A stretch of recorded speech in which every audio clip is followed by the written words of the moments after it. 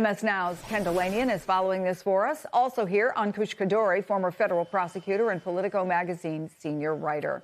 So, Ken, what more can you tell us about this subpoena, the prosecutor, and how it all fits into the wider investigation?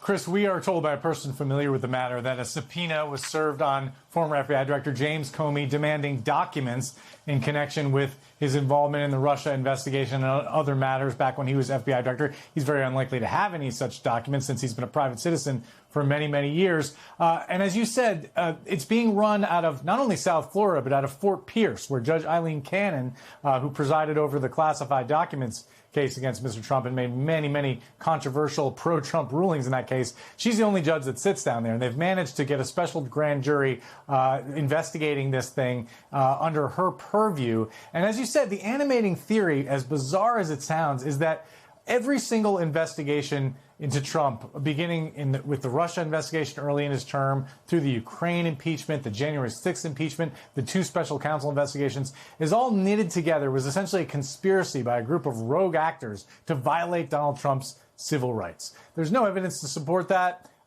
And people I talk to inside and outside the Justice Department who are career officials believe that this is never going to go anywhere. They think this is just a way for Donald Trump and his allies to use the levers of the Justice Department to harass his political opponents. But harass it is, because a grand jury subpoena is a serious thing, and it demands that people turn over documents. It could demand testimony. It puts a cloud of a criminal investigation over them, and they are going forward with this effort, Chris.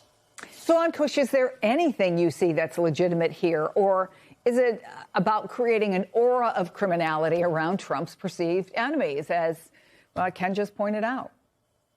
Oh, I see nothing legitimate here. I do think Ken has got it right. I mean, this is about creating a process that will impose costs on these people, financial costs, maybe reputational costs. But I mean, pretty much everyone knows this is crazy nonsense, this theory. So, you know, these things can be very protracted and impose burdens even on the people who are receiving these subpoenas. And of course, as you folks all know, you know, this administration has been doing this the entire time since Trump's inauguration, using the Justice Department to try to prosecute Trump's political opponents. You know, James Comey was already charged once. The indictment got dismissed because the prosecutor was improperly appointed. But, you know, this is like not even the first time that they're doing this with Jim Comey. And we've seen, Ankush, that federal prosecutors have resigned because they just are refusing to be a part of this probe. Between that and the resources being used on this grand conspiracy, does that raise real concerns to have enough prosecutors to handle serious cases that come up? Yes. No, I think this is actually a very good point that people often don't appreciate. The federal prosecutors have limited resources, and every time you start an investigation, you are incurring opportunity costs in the form of the things that you are not paying attention to, the investigations that you're not conducting, the cases that you are not bringing. So absolutely. And by the way, it is extraordinarily unusual for career prosecutors to resign under circumstances like this, and it is a very, very strong signal that this is a bunch of nonsense that's being spun up for political purposes. So yes, I mean, this is a very unusual set of circumstances that suggests that this is political in nature, largely, if not entirely. President Trump also suggested in the Oval Office yesterday that the DOJ's criminal probe of the Fed chair, Jerome Powell, should continue.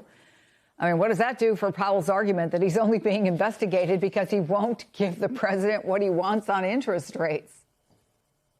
Well, I mean, you know, a judge has already described that investigation correctly, in my view, as a pretext. In this particular situation, I mean, it is actually kind of operating at cross purposes with some of the Trump administration's objectives, because while this investigation is pending, his nominee, Kevin Warsh, to the Fed is not moving forward. Senator Thom Tillis has said that he will not vote to advance that nomination until this investigation is over. So honestly, Trump is kind of shooting himself in the foot here. He's sort of letting his sort of personal, you know, grievance against this guy and his willingness or his desire to impose some criminal sort of pressure upon him is superseding, I think, his larger interest in sort of affecting the composition of the Fed and our monetary policy. So, you know, he's really sort of is not doing himself any favors.